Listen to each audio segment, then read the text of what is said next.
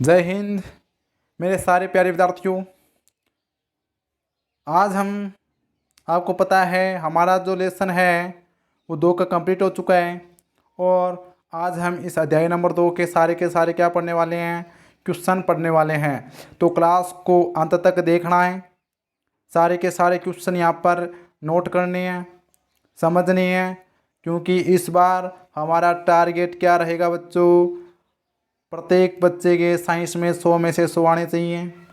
ठीक है, तो केमिस्ट्री आपको समझ में आ रही होगी, मैं आपको पढ़ा रहा हूँ, आपको सब कुछ समझ में आ रहा होगा। अगर आपको जो भी समझ में नहीं आ रहा है, कुछ समझ में नहीं आ रहा है, तो आपको क्या करना है, आपको बच्चों कमेंट में बताना है कि सर हमें ये समझ में नहीं आया है, उसका सॉल्यूशन आपको मैं अपने चैनल पर मिल जाएगा, हमारे चैनल पर। ठीक है ना।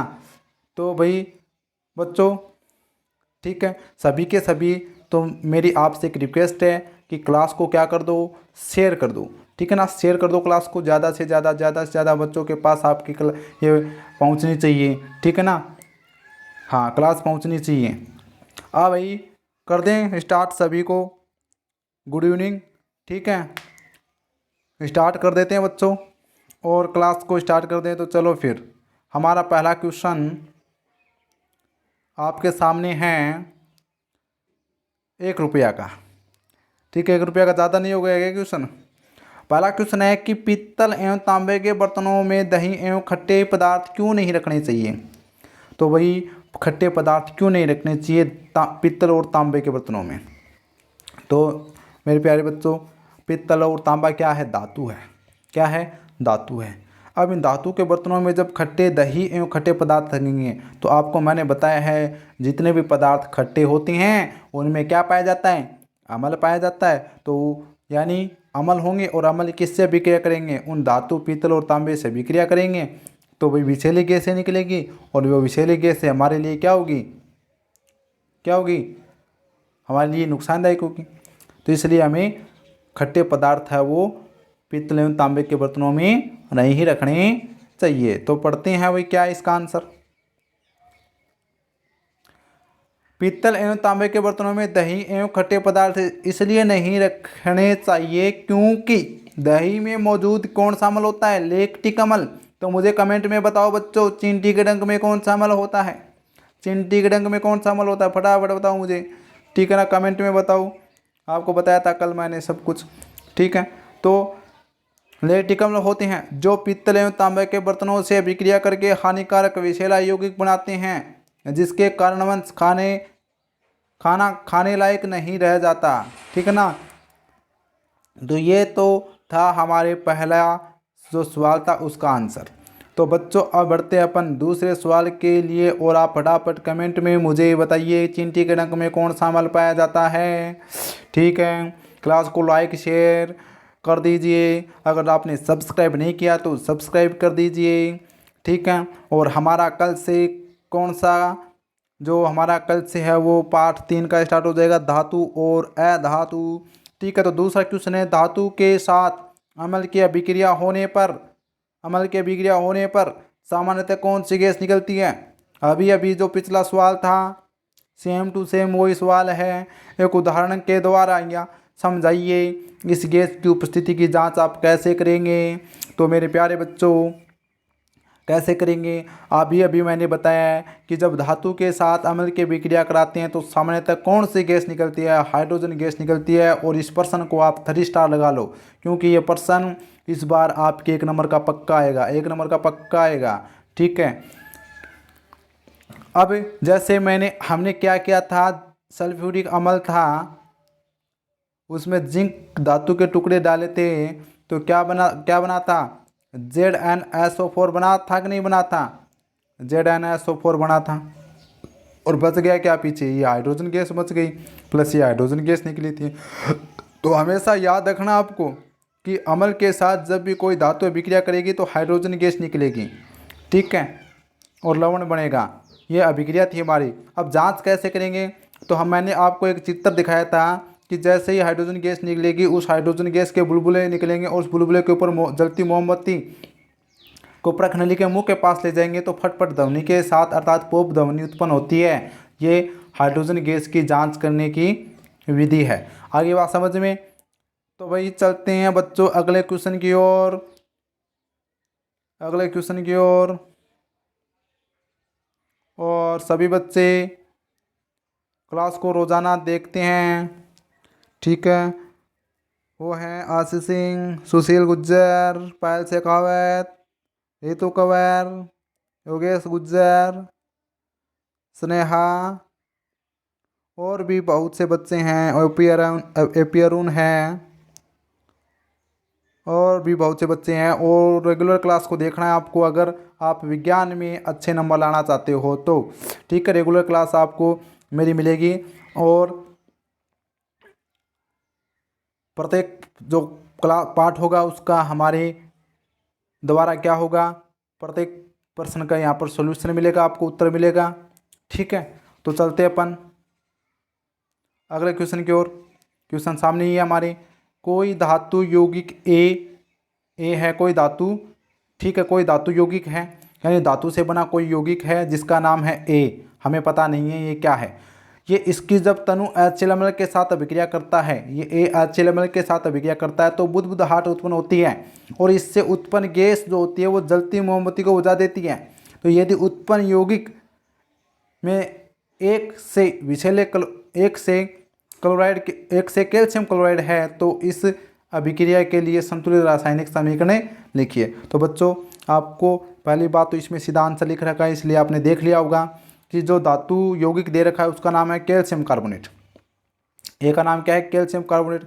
जब इस कैल्शियम कार्बोनेट की अभिक्रिया HCl अम्ल से कराते हैं, HCl गैस नहीं HCl अम्ल से कराते हैं तो क्या बनेगा? Cl के कैल्शियम किसके साथ जुड़ जाएगा? Cl के साथ, तो CaCl2 बन जाएगा, ठीक है। इस CO3 से क्या निकल जाएगी? CO2 गैस निकल जाएगी। पीछे बच गया क्या? एक H बच गया, एक ऑक्सीजन बच गया, तो क्या बन गया? H2O, ठीक है। ये तो थी आपकी अभिक्रिया। और यहाँ पर ये तीर का निशान आता है, बराबर का निशान। अभिक्रिया में कभी भी बराबर का निशान नहीं आएगा, ठीक है ना। मिस्टेक है यहाँ पर बच्चों, याद रखना, ये बराबर का निशान नहीं आएगा, यहाँ पर तीर का निशान है ये, ठीक है। अब कौन सी गैस निकली? यहाँ पर CO2 गैस निकली। और CO2 मैंने क्या बताया था? काला धुआं। ये धुआं क्या कर देगा? जलती मोमबत्ती को बुझा देगा। तो आपको बात याद रखनी, ये ए का यौगिक का नाम है कैल्शियम कार्बोनेट। जब इसकी HCl के साथ अभिक्रिया कराते हैं तो कैल्शियम क्लोराइड, CO2 गैस और हाइड्रोजन ऑक्साइड यानी जल बनता है, H2O बनता है, ठीक है। बढ़ते हैं अगले क्वेश्चन की ओर। अगला क्वेश्चन है आपके सामने 1.25 रुपये का। HCl, HNO3 आदि जलीय विलयन में अम्लीय विलक्षण क्यों प्रदर्शित करते हैं, जबकि एल्कोहल एवं ग्लूकोज जैसे यौगिकों के विलयनों में अम्लीयता के अभिलक्षण प्रदर्शित नहीं होते हैं। यानी यह भाई साहब कह रहा है कि भाई साहब ये मुझे बताओ, HCl अम्ल है, HNO3 है, ये तो क्या करते हैं? ये तो जल में क्या करते हैं? जलीय विलयन में H+ आयन देते हैं, ठीक है। यानी अम्लीय अभिलक्षण दर्शाते हैं क्योंकि H+ आयन देते हैं। जबकि एल्कोहल शराब, ग्लूकोज C6H12O6 बताया था ना आपको मैंने। HCl उत्तर देखते हैं इसका। HCl HNO3 आदि जलीय विलयन में H+ आयन बनाता है। तो मैंने बताया, सब कुछ बताया ये आपको, जिसके कारण ये अम्लीय अभिलक्षण को प्रदर्शित करते हैं। जबकि एल्कोहल एवं ग्लूकोज जैसे यौगिकों के विलयन में H+ आयन नहीं बनता, जिसके कारण ये अम्लीयता के अभिलक्षण नहीं प्रदर्शित करते हैं। बात आगे समझ में तो आगे चलते हैं। तो चलो फिर आगे। अगला क्वेश्चन है, अम्ल का जलीय विलयन क्यों विद्युत का चालन करता है? यानी अम्ल है वो विद्युत के भी क्या करते हैं, यानी करंट भी इनके अंदर से भाग सकता है। भाई low battery turn off power saving mode. अच्छा, बैटरी भाई लो हो चुकी है, ठीक है, लेकिन हम रुकेंगे नहीं, थकेंगे नहीं और झुकेंगे नहीं, ठीक है। ऐसे ही हम पढ़ते रहेंगे, पढ़ाते रहेंगे, समझते रहेंगे, समझाते रहेंगे। तो क्लास को आप शेयर कर दीजिए फटाफट बच्चों, ठीक है। अम्ल का जलीय विलयन विद्युत का चालन करता है, उत्तर है आपका क्योंकि अम्ल जलीय विलयन में क्या देते हैं? H+ आयन देते हैं। H+ आयन उत्पन्न करता है जिसके कारण ये विद्युत धारा का प्रवाह होता है, जिसके कारण विद्युत धारा का क्या होता है? अम्लों के अंदर से विद्युत धारा का प्रवाह होता है। आगे बात समझ में। तो कारण क्या है, H प्लस आयन उत्पन्न करते हैं। अगला सवाल, शुष्क HCl हाइड्रोक्लोरिक गैस शुष्क लिटमस पत्र के रंग को क्यों नहीं बदलती। तो शुष्क HCl हाइड्रोक्लोरिक गैस है वो शुष्क लिटमस पत्र के रंग को नहीं बदलती, क्योंकि जल की अनुपस्थिति में HCl में H प्लस आयन उत्पन्न नहीं हो पाता है, सिर्फ जल की उपस्थिति में H से H प्लस आयन उत्पन्न होता है। तो यानी जहाँ शुष्क HCl गैस होगी, ठीक है, और शुष्क आपका क्या होगा, लिटमस पत्र होगा, ठीक है। लिटमस पत्र आप मैंने समझाया था आपको एकदम शानदार तरीके से, लिटमस पत्र को होगा तो शुष्क है दोनों, तो ये कोई भी रंग में परिवर्तन नहीं होगा, क्योंकि अम्ल कब परिवर्तित करता है रंग को, जब इसको किस में मिलाया जाता है, H2O जलीय विलयन में, जल में मिलाया जाता है, तो ठीक है, तब ये H प्लस आयन उत्पन्न करता है। ठीक है बच्चों, बढ़ते हैं अगले क्वेश्चनों की ओर, ठीक है, बने रहिए। अगला क्वेश्चन है आपका कि अगला क्वेश्चन आपका कि अम्ल को तनुकृत करते समय ये क्यों अनुशंसित करते हैं कि अम्ल को जल में मिलाना चाहिए, न कि जल को अम्ल में। ठीक है, यानी मैंने आपको बताया था कि अम्ल को जल में मिलाना चाहिए, जिसको हमने क्या बताया था, तनुकरण की परिभाषा बताई थी।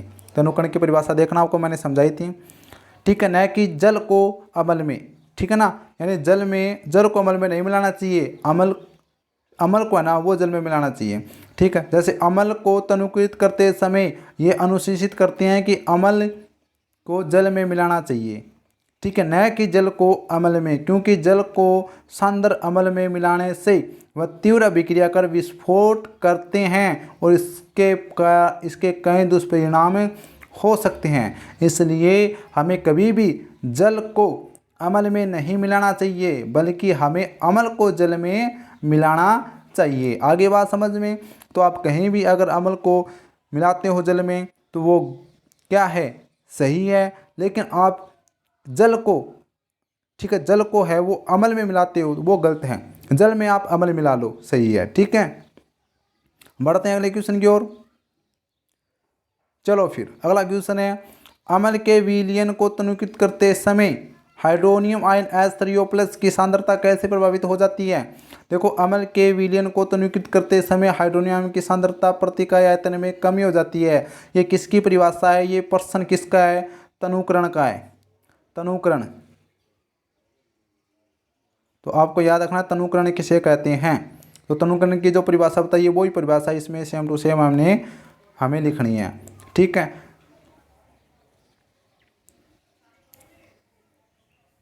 इसमें क्या पूछा है, पहले वाले में फिर से देख लो कि अम्ल के विलयन को तनुकृत करते समय हाइड्रोनियम आयन की सांद्रता कैसे प्रभावित होती है, यानी क्या प्रभाव पड़ता है। तो हाइड्रोनियम आयन H3O+ या OH के आयन की सांद्रता में उनके आयतन में क्या आ जाती है, कमी आ जाती है। मैंने आपको क्लास में एकदम बिल्कुल से समझाया है, तो आप जिस बच्चे ने क्लास नहीं देखी है तो वो प्लीज़ प्लीज़ प्लीज़ पीछे की सारी क्लास क्रमवाइज से आपको प्ले लिस्ट मिल जाएगी, प्लेलिस्ट में डाल रखी है, तो वहाँ से क्रमवाइज क्लास को देखो और उन क्लास को देखने के बाद आप है यहाँ पर प्रश्न करो तो आपको सब कुछ समझ में आ जाएगा, ठीक है। जब सोडियम हाइड्रोक्साइड विलयन में अधिक क्षारक मिलाते हैं तो हाइड्रोक्साइड आयन की सांद्रता कैसे प्रभावित होती है, ठीक है। तो हाइड्रोक्साइड आयन की सांद्रता बढ़ जाती है। देखो आपको क्या दे रखा है, सोडियम हाइड्रोक्साइड NaOH तो दे रखा है पहले से ही, और NaOH क्या है, NaOH बच्चों क्षारक है, क्या ये क्षारक है, NaOH क्या है, क्षारक है। जब इस क्षारक विलयन में अधिक क्षारक मिलाते हैं, यानी इसमें और क्षारक मिला दो, ठीक है, इसमें और क्षारक मिलाएंगे तो मुझे ये बताओ OH की सांद्रता कैसे प्रभावित होगी। तो ये बताओ, और क्षारक मिलाएंगे तो OH की सांद्रता बढ़ेगी कि नहीं बढ़ेगी। जितना आपको पता है कि क्षारक में क्या होता है, ये OH ही तो होता है, OH यानी जलीय विलयन में क्षारक OH माइनस आयन देते हैं, बताया था ना आपको। तो क्षारक में क्षारक डालेंगे तो OH की सांद्रता बढ़ेगी। आगे बात समझ में। चलो आगे तो अगला क्वेश्चन देखते हैं, पेज नंबर 31 पर दे रखा आपको आपकी बुक में, ठीक है। तो क्वेश्चन आपको दे रखा है बच्चों, क्वेश्चन आपको दे रखा है कि आपके पास आपके पास दो विलियन है, ए और बी, ठीक है, ए और बी दो विलियन है। ए के पीएच मान 6, विलियन बी के पीएच का मान 8 है। ए का कितना है 6 है, बी का कितना है 8 है। किस विलियन में हाइड्रोजन आयन की सांद्रता अधिक होगी? इनमें से कौन सा अम्लीय है तथा कौन सा क्षारकीय है? तो मेरे प्यारे बच्चों, मैंने आपको कितनी बार बताया है, जिसका पीएच मान 7 से क्या हो, नीचे हो, वो तो क्या होगा अम्लीय। जिसका मान 7 से ऊपर हो वो होगा क्षारकीय। अर्थात विलियन बी है वो तो होगा क्षारकीय, विलियन ए होगा अम्लीय, ठीक है। और H+ आयन बताओ किस में ज़्यादा होगा? H+ आयन तो वो देगा जो अम्ल होता है, और अम्लीय कौन सा है? विलियन ए वाला क्या है? अम्लीय है। तो अब आंसर देखते हैं। ए विलियन जिसका पीएच मान क्या है 7 से कम है, ठीक है ना, 7 से कम है। बी विलियन जिसका पीएच मान कितना है 7 से अधिक है, ठीक है। तो यानी विलियन ये तो क्या है अम्लीय होगा, क्योंकि 7 से कम है इसका मान, पीएच मान, और ये क्षारकीय होगा, ठीक है। तो इसका पीएच मान क्यों 7 से ज़्यादा है? तो विलियन ए विलियन में H+ आयन की सांद्रता अधिक होगी, क्योंकि ए क्या है अम्लीय है, और अम्ल क्या देते हैं H+ आयन देते हैं। तो आपको एकदम शानदार तरीके से मैंने समझाया है, किसी बच्चों को दिक्कत है वो नहीं होनी चाहिए, ठीक है। चलते अपन अगले क्वेश्चन की ओर। और अगला क्वेश्चन हमारा है सामने स्क्रीन पर 2.1 रुपया का, और देखते हैं कौन बच्चा ये क्वेश्चन जीतता है, ठीक है। H+ आयन की सांद्रता का विलियन की प्रकृति पर क्या प्रभाव पड़ता है? ठीक है, तो जैसे हाइड्रोजन आयन H+ आयन की सांद्रता बढ़ती है तो विलियन और अधिक अम्लीय होता है, ठीक है। तो H+ आयन की सांद्रता, H+ आयन है उसकी सांद्रता का विलियन की प्रकृति पर क्या प्रभाव पड़ता है? तो पूछा कि H+ क्या प्रभाव अपना जो है वो प्रभाव पड़ता है H+ का विलियन पर। देखो H+ मैंने आपको बताया अम्ल जितना, मैंने आपको एक परिभाषा बताई थी प्रबल अम्ल और दुर्बल अम्ल, बताई थी कि नहीं बताई थी? आपको सर बताई थी। प्रबल अम्ल क्या होता है? जो H+ आयन क्या देगा ज़्यादा मात्रा में H+ आयन जो देता है वो तो क्या होता है बच्चों प्रबल होता है, और जो H+ आयन कम देगा वो क्या होगा दुर्बल होगा, सीधी सी बात है। तो वही सिस्टम यहाँ पर है कि जिसमें H+ आयन की सांद्रता अधिक होगी वह विलियन उतना ही अधिक अम्लीय होगा, ठीक है। बस तो H+ आयन क्या है अम्ल की प्रकृति पर उसकी अम्ल है उसकी प्रकृति को प्रभावित करता है, ठीक है। तो अब भाई बढ़ते हैं अगले क्वेश्चन की ओर। क्वेश्चन नंबर 3 है कि क्या क्षारकीय विलियन में H+ आयन होते हैं? अगर हाँ तो ये क्षारकीय क्यों होते हैं?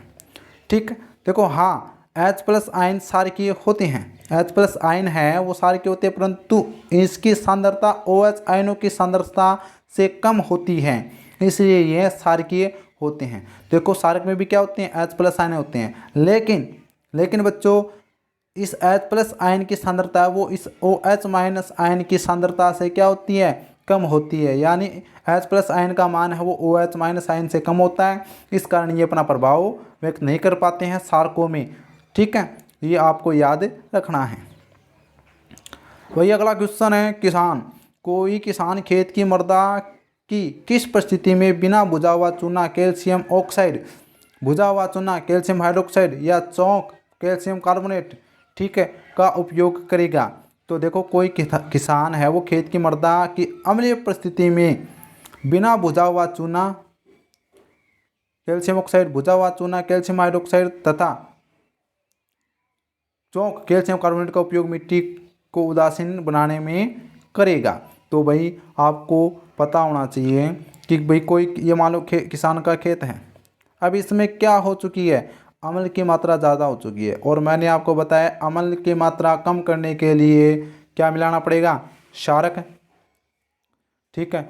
तो यानी तो कोई किसान है वो कैल्शियम ऑक्साइड कैल्शियम हाइड्रोक्साइड, अब कैल्शियम हाइड्रोक्साइड क्या है क्षारक है, कैल्शियम कार्बोनेट भी क्या है लवण है, क्षारकीय लवण है, ठीक है। कैल्शियम ऑक्साइड क्या है क्षारकीय है, ठीक है, का उपयोग करता है। तो यानी खेत में मिट्टी में अम्लता की मात्रा बढ़ जाती है ना, तब इनका उपयोग किया जाता है। आगे बात समझ में।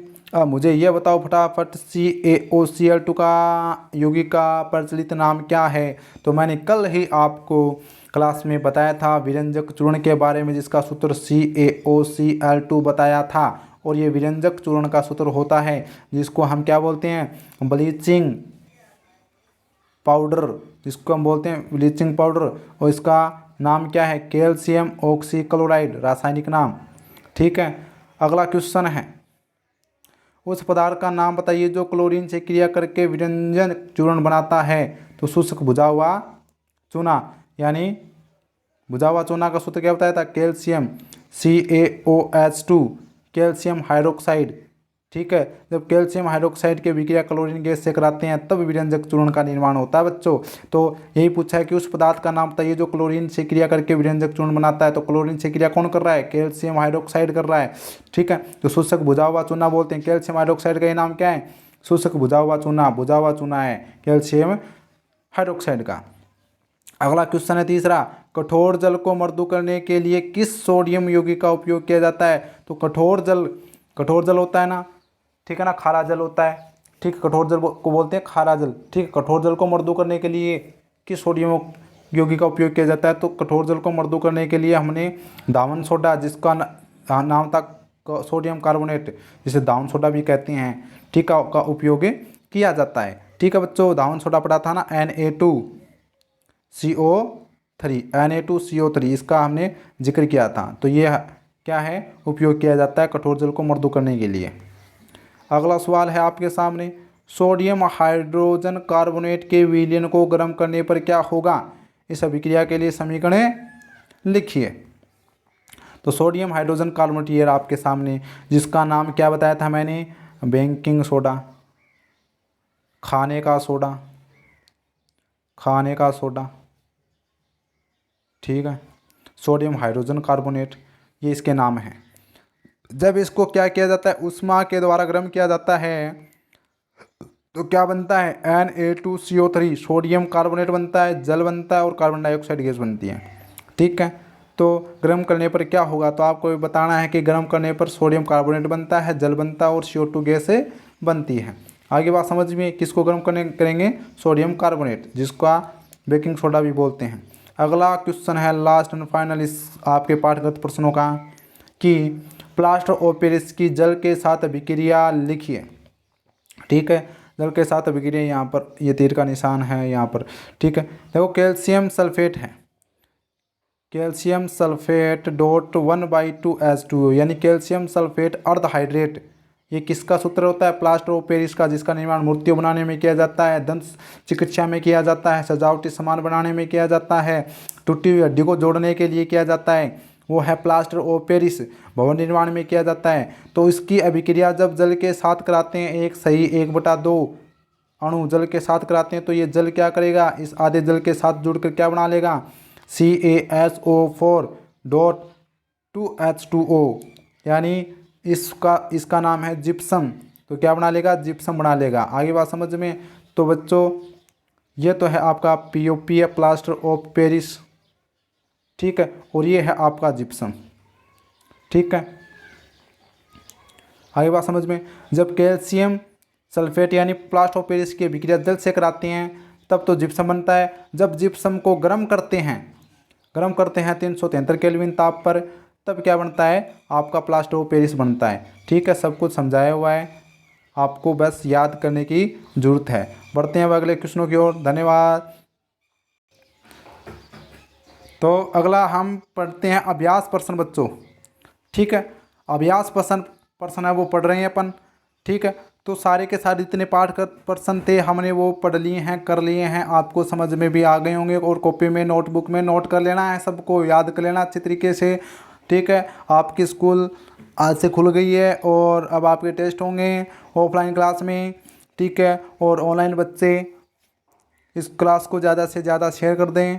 ठीक है, और भाई चलते हैं अभ्यास प्रश्नों पर। तो पहला क्वेश्चन है आपका, कोई विलयन लाल लिटमस, क्या कर दिया भाई, कोई विलयन लाल लिटमस को नीला कर देता है, इसका pH संभवतः क्या होगा। तो मुझे बताओ, हमने पढ़ा था लाल को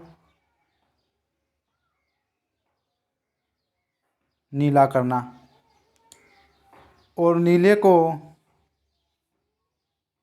लाल करना। तो मुझे फटाफट बताओ, नीले को लाल कौन करता है और लाल को नीला कौन करता है? तो आपको अगर याद है पहली क्लास में हमने पढ़ा था बच्चों, ठीक है, हमने पढ़ा था कि अमल क्या करते हैं, नीले लिटमस पत्र को लाल कर देते हैं। तो यानी नीले को तो लाल कौन करते हैं? अमल करते हैं, ठीक है। और जिनका पीएच मान होता है 7 से कम होता है, ठीक है, 7 से कम होता है। नीले को लाल कौन करते हैं? अमल करते हैं। लेकिन प्रश्न में पूछा है आपके प्रश्न में पूछा है बच्चों, आपके प्रश्न में पूछा है कि लाल लिटमस पत्र को नीला, लाल को नीला, रेड को ब्लू, ठीक है। रेड को ब्लू कौन करता है? तो रेड को ब्लू करता है, वो करता है क्षारक। और आपको पता है क्षारक का पीएच मान कितना होता है? क्षारक का पीएच मान होता है 7 से अधिक होता है। अब मुझे यह बताओ, इसमें 7 से अधिक मान किसका है? तो आपका हो गया सर ए का भी नहीं है, बी का भी नहीं है, सी का भी नहीं है, डी का। तो आपका डी आंसर क्या होगा? करेक्ट होगा, क्योंकि कोई भी विलयन है वो ठीक है, लाल इसको नीला तभी करेगा जब उसमें क्षारक होगा। तो क्षारक जिसका पीएच मान 7 से ऊपर होता है, 10 से 10 क्या है? क्षारक का मान है। अगले क्वेश्चन की ओर बढ़ते हैं। 2 नंबर क्वेश्चन है आपके अभ्यास में, ठीक है। कोई विलयन अंडे के पिसे हुए, अरे किधर जा रहा है, कहाँ जा रहा है, कहाँ जा रहा है, रुक जा भैया रुक जा। हाँ, कोई विलयन अंडे के पिसे हुए कवच से अभिक्रिया कर एक गैस उत्पन्न करता है जो चूने के पानी को दूधिया कर देती है। इस विलयन का क्या नाम होगा? तो भाई उस विलयन का आपको याद नाम रखना है, वो है HCl अम्ल। क्या है? HCl अम्ल है। आगे बात समझ में? तो आपको ये सीधा याद रखना है कि जो अंडा होता है उसका कवच होता है, ठीक है, उस HCl अम्ल उस कवच से अभिक्रिया कर क्या देता है? हाइड्रोजन गैस कर देता है, ठीक है, एक गैस देता है, ठीक है, और चूने के पानी को दूधिया कर देता है। अब बढ़ते हैं अपन आगे क्वेश्चनों की ओर बच्चों। तो अगला क्वेश्चन है बच्चों 3 नंबर क्वेश्चन आपके सामने। हाँ, NaOH का 10 मिलियन विलियन और HCl के 8 मिलीलीटर विलियन को पूर्णतः उदासीन हो जाता है। अच्छा, यानी NaOH दे रखा आपको, उसका दे रखा है 10 मिलीलीटर विलियन दे रखा है, और ये 10 मिलीलीटर है वो HCl के 8 मिलीलीटर विलियन से क्या हो जाता है? उदासीन हो जाता है। यानी NaOH है, उसका 10 मिलीलीटर का विलियन को उदासीन करने के लिए 8 मिलीलीटर HCl अम्ल की जरूरत होती है, ठीक है। और क्वेश्चन में पूछा है यदि NaOH यानी सोडियम हाइड्रोक्साइड के विलियन को 10 की जगह 20 कर दिया जाए तो इसे उदासीन करने के लिए HCl अम्ल के उसी विलियन की कितनी मात्रा की आवश्यकता होगी? देखो NaOH 10 से क्या हो रहा है? 10 से 20 हो रहा है, यानी 2 से गुणा हो रहा है। तो इसी प्रकार HCl अम्ल की मात्रा भी 8 से कितनी कर दो? 2 गुणी कर दो, तो 16 मिलीलीटर हमें HCl अम्ल की आवश्यकता होगी। तो ऑप्शन डी आपका क्या होगा? राइट आंसर होगा बच्चों, ठीक है। चलते हैं अगले क्वेश्चन की ओर। अगला क्वेश्चन आपके सामने, अपच का उपचार करने के लिए निम्न में से किस औषधि का उपयोग किया जाता है? तो याद रखना, मैं एक बात बोल रहा था बार बार में, एंटासिड जिसको हम बोलते हैं प्रतिअम्ल। एंटासिड क्या होता है? अम्ल की मात्रा जिसमें ज़्यादा हो, ठीक है, यानी एंटासिड क्या होता है? प्रतिअम्ल, ठीक है। या जिसमें अम्ल की मात्रा ज़्यादा हो जाती है तो हमें प्रतिअम्ल यानी एंटासिड का उपयोग किया जाता है। और एंटासिड का नाम क्या बताया था मैंने? सार्क बताए थे, MgOH2 इनो के रूप में इसका उपयोग किया जाता है, ठीक है। और जो बेकिंग सोडा है NaCO3 उसका भी उपयोग एंटासिड के रूप में किया जाता है, ठीक है। अगला क्वेश्चन आपके सामने 5वां, ठीक है, दाकड़ क्वेश्चन है एकदम, कोई दिक्कत नहीं होनी चाहिए। अगला क्वेश्चन है, निम्न अभिक्रिया के लिए शब्द समीकरण लिखिए तथा उसके बाद संतुलित समीकरण लिखिए, ठीक है। आपके ये सामने क्या है? नाम दे रखे हैं, यानी जो हमने पार्ट नंबर 1 में पढ़ा था समीकरण, शब्द समीकरण दे रखे हैं उसके। देखो अब तनु सल्फ्यूरिक अम्ल दे रखा है, तनु सल्फ्यूरिक अम्ल। तो आपको तनु सल्फ्यूरिक अम्ल का फॉर्मूला याद होना चाहिए, यानी इस नाम का आपको सूत्र लिखना है, H2SO4 लिखना है। दाने जिंक के साथ अभिक्रिया लिखिए। तो बच्चों H2SO4 तनु ये सल्फ्यूरिक अम्ल है, इसकी अभिक्रिया जिंक धातु से कराते हैं। तो आपको पता है क्या बनेगा, ZnSO4 और H2 गैस बनेगी। तो आप लिख दो बस ZnSO4 बनेगा प्लस में H2 गैस बनेगी। ठीक है, तो वही चीज़ यहाँ पर लिख रखी है। और यहाँ पर बराबर का साइन नहीं आएगा, यहाँ पर लगेगा ये तीर का निशान।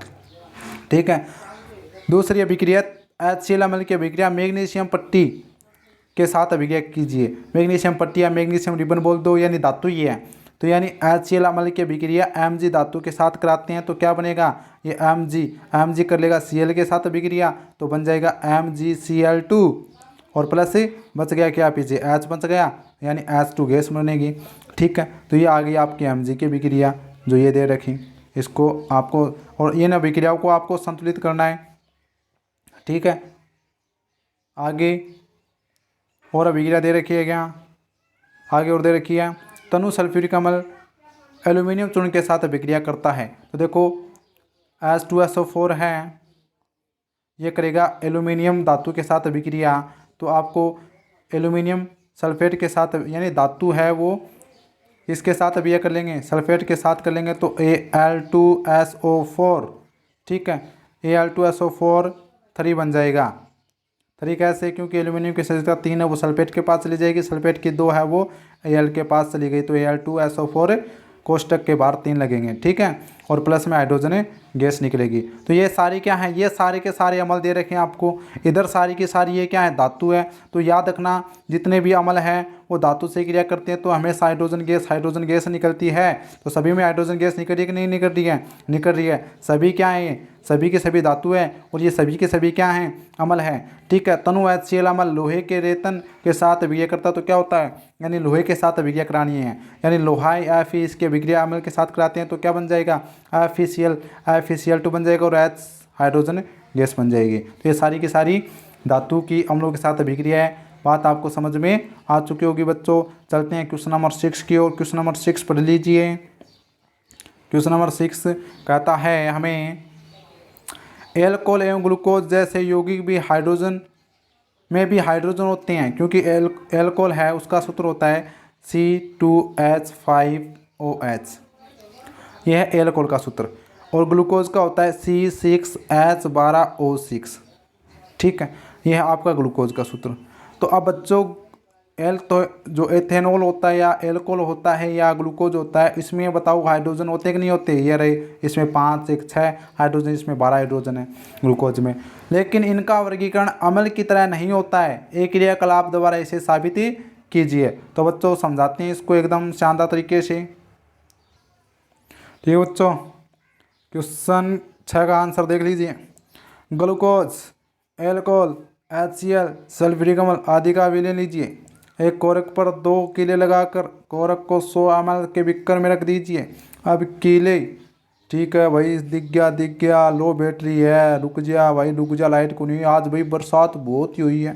ठीक है, आपने बरसात में नहाया भाई, मैं तो बहुत नहाया, आज 1 घंटे नहाया। ठीक है, और बहुत आनंद आया। ठीक है, अब बिक्कर लीजिए 100 ml। अब किलो को 6 वोल्ट की एक बैटरी के 2 टर्मिनलों के साथ एक बल्ब या स्विच के माध्यम से जोड़ दीजिए। अब बिक्कर में थोड़ा तनु HCl अम्ल डालकर विद्युत धारा प्रवाहित कीजिए। इसी प्रकार, ठीक है, इसी प्रक्रिया को सल्फ्यूरिक अम्ल के साथ दोहराइए। एल्कोहल, ग्लूकोज जैसे यौगिकों में भी हाइड्रोजन होते हैं, लेकिन इनका वर्गीकरण अम्ल की तरह नहीं होता है, क्योंकि ये H+ आयन नहीं देते हैं। मैंने पीछे भी एक क्वेश्चन आया था, वही सेम टू सेम क्वेश्चन है बच्चों। यहाँ पर आपको बस सीधा सा आपको यही याद रखना है कि ग्लूकोज है, एल्कोहल है, ये अम्ल की बातें व्यवहार क्यों नहीं करते हैं। ठीक है, क्यों नहीं करते हैं, क्योंकि ये H+ आयन नहीं देते हैं, और जो H+ आयन नहीं देता है वो अम्ल की बातें कार्य नहीं करता है, अम्ल नहीं होता है। अम्ल H+ आयन देते हैं जल में। आगे बात समझ में। चलो फिर अगले क्वेश्चन की ओर और बढ़ते हैं, क्वेश्चन नंबर 7 की ओर। तो आपके सामने पेश हो चुका है क्वेश्चन नंबर 7। तो बच्चों, आश्रित जल विद्युत चालक क्यों नहीं होता जबकि वर्षा जल होता है। आश्रित जल जिसको हम बोलते हैं उदासीन जल, जिसको हम बोलते हैं शुद्ध जल। और शुद्ध जल का पीएच मान कितना बताया मैंने आपको? 7 बताया बच्चों। तो पीएच मान कितना होता है? 7। और 7 क्या है? 7 तो उदासीन होता है बच्चों। जिसका पीएच मान 7 होता है वो उदासीन होता है।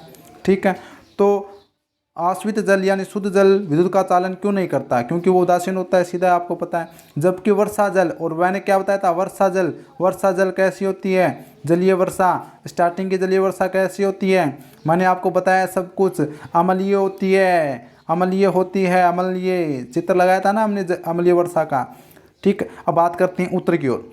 आश्वित जल क्या होता है? शुद्ध होते हैं, इसलिए इनमें विद्युत का चालन नहीं होता, क्योंकि विद्युत के चालन के लिए आयनों की आवश्यकता होती है। ठीक है, जबकि वर्षा जल में विद्युत का चालन होता है, क्योंकि इसमें थोड़ी मात्रा में अम्ल विद्यमान रहता है, जो कि वायु में उपस्थित सल्फर डाइऑक्साइड और नाइट्रोजन डाइऑक्साइड के विद्युत के साथ मिलकर इसे अम्लीय बना देती हैं वर्षा को। और अम्लीय होने के कारण ये क्या देंगे? H+ आयन उत्पन्न करेंगे, जिसके कारण विद्युत का चालन आसानी से हो जाएगा। बस ये बातें आपको याद रखनी है और करना क्या है आपको। ठीक है बच्चों, बढ़ते हैं अगले क्वेश्चन की ओर।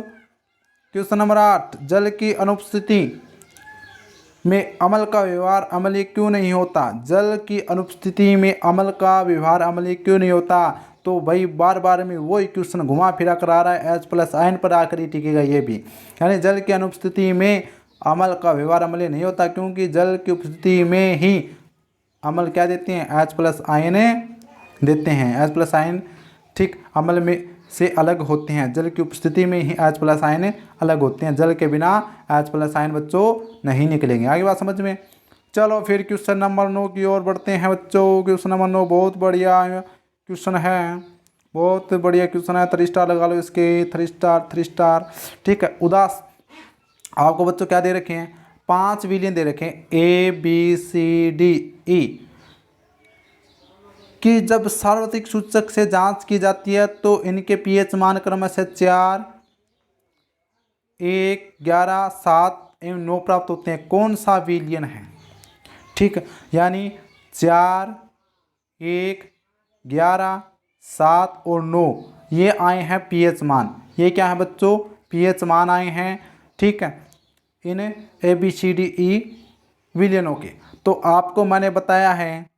ठीक है, अब उदासीन विलयन उदासीन है। कौन सा विलयन उदासीन होगा? जिसका पीएच मान कितना होगा? 7 होगा। तो इसका आंसर हो जाएगा 7। प्रबल क्षारकीय कौन सा होता है जिसका पीएच मान क्या हो? सबसे ज़्यादा हो। तो इसमें 11 आया ना, 11 क्या हो जाएगा? प्रबल क्षारकीय हो जाएगा। ठीक है, प्रबल अम्लीय के लिए मैंने क्या बताया? जिसका पीएच मान 7 से कम हो, और जिसका पीएच मान जितना कम होगा वो उतना ही प्रबल अम्लीय होगा। तो इसमें सबसे कम मान किसका? 1 है। 1 क्या होगा? प्रबल अम्लीय होगा। दुर्बल अम्लीय 4 हो जाएगा। और दुर्बल क्षारकीय कौन सा हो जाएगा? बच गया 9। ये 9 क्या हो जाएगा? दुर्बल क्षारकीय हो जाएगा। ठीक है, तो आप समझ में आ चुके होंगे। पीएच के मानों को हाइड्रोजन आयन की सांद्रता के आरोही क्रम में व्यवस्थित कीजिए। अब इन पीएच मानों को आरोही क्रम में क्या करना है? व्यवस्थित करना है, यानी बढ़ते क्रम में व्यवस्थित करना है हमें। ठीक है, ये आपका आंसर रहा। ठीक है, विलयन ए का पीएच मान 4 है, बी का 1 है। ठीक है, देखो दुर्बल अम्लीय क्या है? 4 है। प्रबल अम्लीय 1 होगा। प्रबल क्षारकीय 11 होगा। उदासीन 7 होगा। और दुर्बलीय क्षारकीय 9 हो जाएगा। आगे बात समझ में? H+ आयनों की सांद्रता जैसे जैसे बढ़ती है पीएच मान उसी पर कार्य करता है। यानी सबसे बढ़ते क्रम में लिखना है तो 11 सबसे पहले आ जाएगा, उसके बाद में 9, उसके बाद में 7, उसके बाद में 4 और उसके बाद में 1। तो ये है आपका आरोही क्रम, बढ़ता क्रम। ठीक है, तो 11 किस पर है? C के बराबर है, तो C आ जाएगा इसमें। बढ़ते क्रम में लिखना है ना, तो जब मैंने उल्टा लिख दिया क्या? 11 आ जाएगा पहले, फिर 11 से 9, फिर 7 और फिर 4 और फिर 1। ये है बढ़ता क्रम। ठीक है, H+ आयन यानी एक के H+ आयन सबसे ज़्यादा होंगे, फिर इसके होंगे, फिर उदासीन, फिर 9, फिर 11। ये है बढ़ता क्रम। ठीक है ना, इधर घटता क्रम है, इधर बढ़ता क्रम। आगे बात समझ में? तो अब आपको ये याद रखना है। अब बच्चों हमारे क्वेश्चन हो चुके हैं 9 हो चुके हैं। चलते हैं 10 नंबर क्वेश्चन की ओर। तो अगला क्वेश्चन आपके सामने नंबर 10 आ चुका है बच्चों। तो फटाफट क्वेश्चन क्या है देख लेते हैं। एक प्रश्नावली दे रखी है आपको ए और बी, यानी 2 प्रश्नावली दे रखी है ए और बी। ठीक है, ठीक है। मैं समान लंबाई की मैग्नीशियम रिबन की पट्टी लीजिए। प्रश्नावली ए में HCl अम्ल, यानी ए में कौन सा अम्ल है बच्चों? HCl अम्ल है। और बी में कौन सा है? एसिटिक अम्ल CH3COOH, इसका नाम है एसिटिक अम्ल।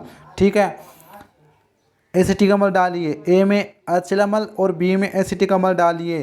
किस प्रक्रिया में अधिक तेजी से बुदबुदाहट होगी? अब आपको पता है मैग्नीशियम क्या है? मैग्नीशियम है बच्चों धातु। जब इस मैग्नीशियम धातु में दोनों में क्या है? ए में भी मैग्नीशियम है और बी में भी मैग्नीशियम है बच्चों, दोनों में मैग्नीशियम है। जब दोनों में मैग्नीशियम है, एक में ए में डाला HCl अम्ल, दूसरे में डाला एसिटिक अम्ल, कौन से में अधिक तेजी से बुदबुदाहट निकलेगी?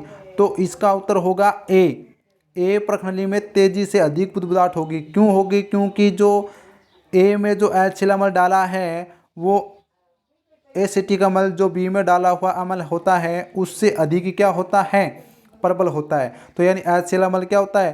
प्रबल होता है। प्रबल होता है तो आसान तेजी से अधिक बुदबुदाहट के साथ क्या निकलती है? हाइड्रोजन गैस निकलती है। और इसमें कम बुदबुदाहट के साथ बी में हाइड्रोजन गैस निकलती है। आगे बात समझ में? प्रश्नावली ए में अधिक बुदबुदाहट होगी क्योंकि HCl हाइड्रोक्लोरिक अम्ल एसिटिक अम्ल से अधिक प्रबल अम्ल है। आगे बात समझ में? चलो फिर आगे क्वेश्चन नंबर देखते हैं 11 की ओर। ताज़े दूध के pH मान 6 होता है। ताज़ा दूध है उसका pH मान 6 होता है। दही बन जाने पर pH मान में क्या परिवर्तन होगा? अपना उत्तर समझाइए। देखो ताज़े दूध के pH मान होता है 6। दही बनने की प्रक्रिया में कौन सा अम्ल होता है? लैक्टिक अम्ल होता है, निर्माण होता है। दही बनने की प्रक्रिया में किसका निर्माण होता है? लैक्टिकल अम्ल का निर्माण होता है बच्चों, लैक्टिक अम्ल का। और इसलिए दही के pH का मान 6 से क्या हो जाता है? कम हो जाता है। ठीक है, तो ताज़ा दूध का pH मान होता है 6।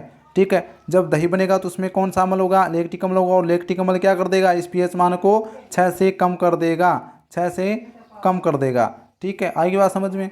चलो फिर क्वेश्चन नंबर 12 की ओर बढ़ते हैं बच्चों। क्वेश्चन नंबर 12 आपके सामने है स्क्रीन पर। ठीक है, क्लास को क्या कर दो अब शेयर कर दो फटाफट। ठीक है, क्योंकि आपके सभी के क्वेश्चन सभी इस पार्ट के क्वेश्चन पूरे होने वाले हैं, बस 5-7 मिनट और हैं। ठीक है, तो 12वां क्वेश्चन आपके सामने। एक ग्वाला ताज़े दूध में बेकिंग सोडा मिलाता है। ठीक है, एक ग्वाला है। ठीक है, वो क्या करता है? दूध में क्या करता है? वही NaHCO3 मिलाता है। NaHCO3 सोडियम हाइड्रोजन कार्बोनेट, जिसको बेकिंग सोडा बोलते हैं, मिलाता है। अब आपको आंसर देना है। ताज़ा दूध के pH का मान 6 से बदलकर थोड़ा क्षारीय क्यों बना देता है? इस दूध को दही बनने में अधिक समय क्यों लगता है? तो पहले का आंसर है, देखो ताज़ा दूध के pH मान होता है 6 से बदलकर थोड़ा क्षारीय इसलिए बना देता है क्योंकि दूध में उपस्थिति लैक्टोबैसिलस जीवाणु दूध को अम्लीय बना देता है। दूध में इसलिए बेकिंग सोडा मिलाया जाता है ताकि दूध लंबे समय क्षारीय बना रहे, जिससे लंबे समय तक बना रहता है।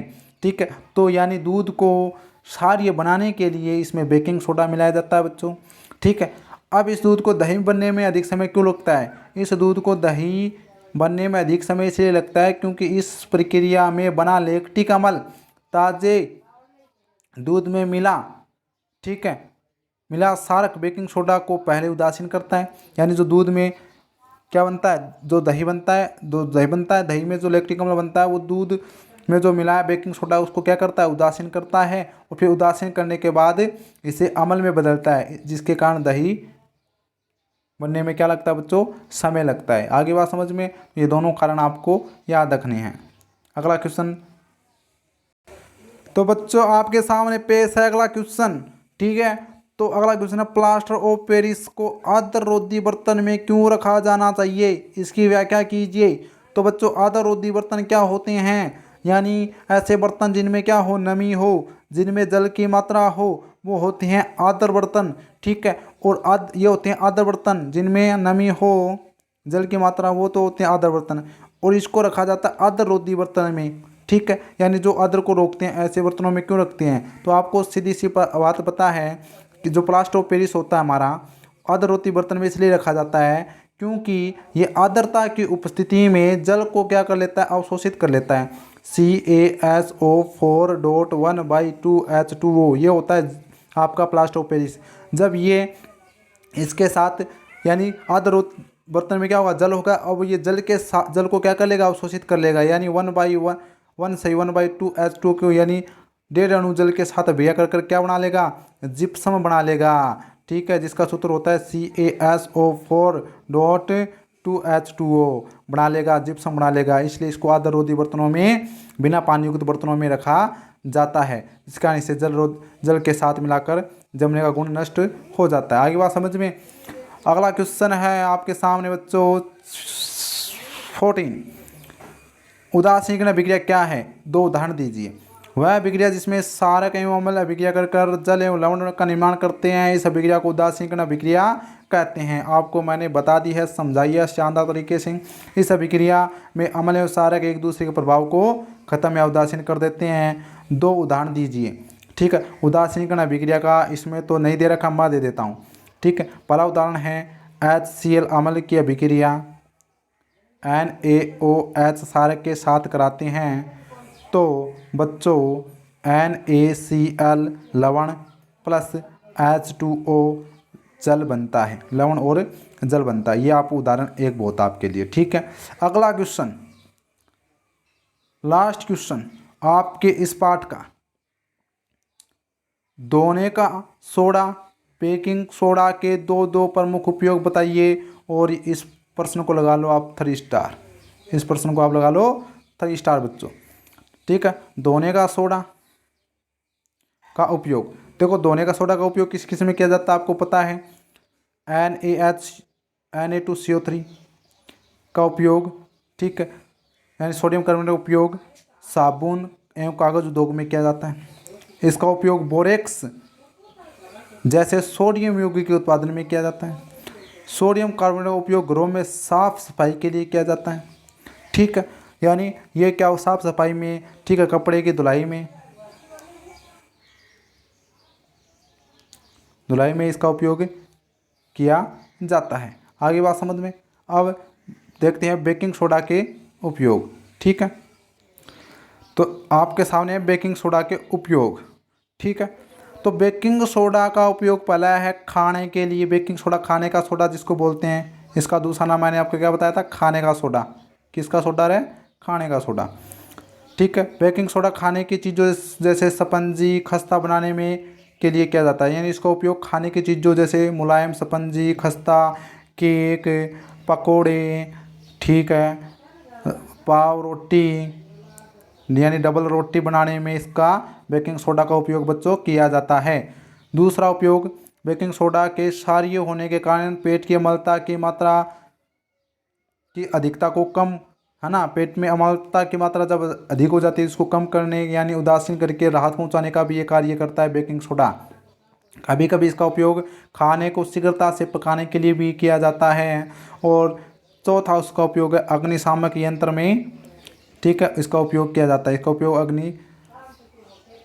अम्ल अग्निशामक में भी किया जाता है, अग्निशामक किया जाता है। ये बात आपको याद रखना है। तो आपका पाठ बच्चों हो चुका है कंप्लीट।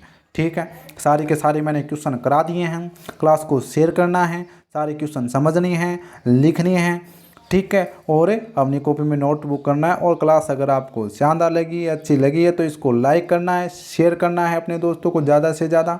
ठीक है, फैला दो इसे आग की तरह सभी के बच्चों के पास। हमारे इस क्लास के नोट्स होने चाहिए सभी बच्चों के पास। ठीक है, तो चलते हैं बच्चों। ओके, क्लास को शेयर करना, चैनल को सब्सक्राइब नहीं किया तो सब्सक्राइब करना। जय हिंद, जय भारत।